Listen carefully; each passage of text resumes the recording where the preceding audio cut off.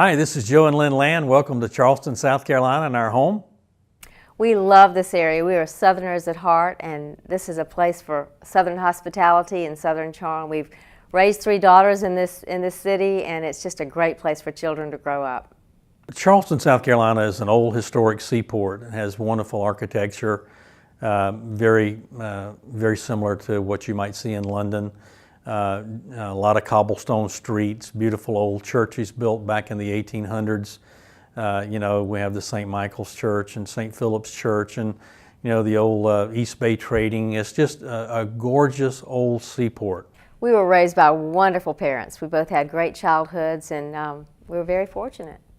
Yeah, I grew up playing sports as a young guy, football and baseball. My father really spent a lot of time with me developing my career, and went on to the University of South Carolina and pitched for them, and was drafted my senior year in high school by the Los Angeles Dodgers. And I've used a lot of those experiences in my sports career to help me in business. It's just really been a neat thing. Lynn and I met in college when I was in college at the University of South Carolina and got married, and we've had a wonderful career in business. We thought initially that we would be in professional baseball, and I tore my rotator cuff, ended that career, and started a trucking business. We started a trucking business in Florida.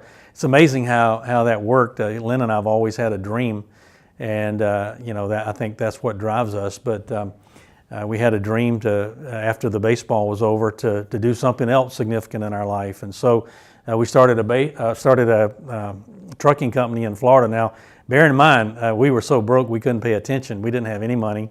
She was teaching school. We were living at a travel trailer at a campground, but we had a dream. And so after 25 years of building that dream, we had the 8th largest refrigerated trucking company in America.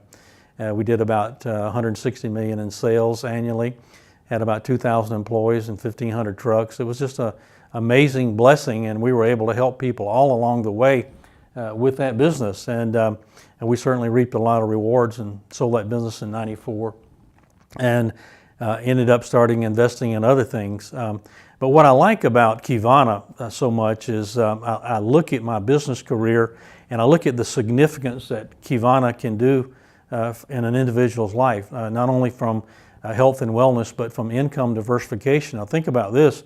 I think that a person can make as much money working in Qivana as a independent business owner and pay themselves as much money as I paid myself to run a $160 million company with all the trappings of debt and workman's comp and liability insurance and all those things. Well, you think about that. I mean, what really attracted me to Qivana and us to Qivana is the fact that you have none of those risks, but you have the opportunity to make that kind of income and have that kind of business. And not only that, you have the opportunity to help a lot of people along the way. One of the things that we have noticed in our lives is when one door closes, another door opens. And it's funny, I remember when our children were growing up, they used to say, "Daddy's a dreamer," but Daddy's dreams come true. And it's true that he's always looked beyond what you see in the natural. And I just feel like that's paid off for us throughout the years. And I'll never forget when we started in our first network marketing career, Lynn said, "Gosh, that's a nice little business you have there." And I said, "Well, we've been married so long, you're my 50-50 partner, and it'll be great." And so our first check was like $1,200, and I showed her the check, and she wasn't really impressed. And I'm thinking, okay, I'm going to show you this works. And so a month later, we got another check, and it was like $6,500. And she said, "Wow, that's a pretty good business you got." And so in the third month, we made about almost $10,000 in the business we were doing, and there was a hostile takeover in our business. At that point, we were 50-50 partners, but she did a hostile takeover. She owns 90%, I own 10, but 10% is cool with me. I love the 90%, and it's totally fair. We worked hard all our lives to be together, and in traditional business, we didn't have that opportunity because you were always on the road, but now we are able to spend more time together, have lunches together, and it's great. I think to be successful in Qivana is kind of three-pronged. One, you got to have an attitude of gratitude. I'm just kind of grateful for the opportunity There's so much happening around us. I'm just so grateful to be a part of this company and know where it's going. Number two, I just think the teamwork is just so important. People are willing to help you be successful.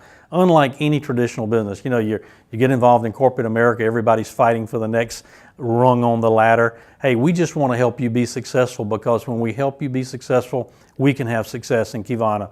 And then kind of the third thing is the opportunity. I mean, where this is all going. Qivana is going to be a huge worldwide conglomerate.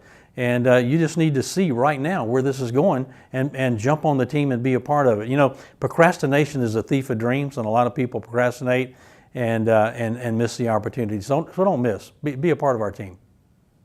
Here's a funny thing that really gets to me about Qivana when I'm dealing with people. Now, my experience in trucking and investments and all that is that people get started in Qivana, and if they don't have success in a week or two, they're ready to throw up their hands and throw in the towel. I call that the fast food mentality. You want to drive up to the speaker and say, I'd like $100,000 income, and want to ride around to the window and pick up a sack of money. It doesn't work that way in business. But I'll guarantee you this, if you'll lay a foundation, and one word, if you'll just be committed, regardless what happens in your life, regardless what happens, someone says, regardless of what happens, if you'll just be committed, if you'll just continue, just stay in the boat, stay on the team, and keep doing the right thing, learning how to own your own business, you'll be successful. There's no stopping you. The only thing that can stop you is you.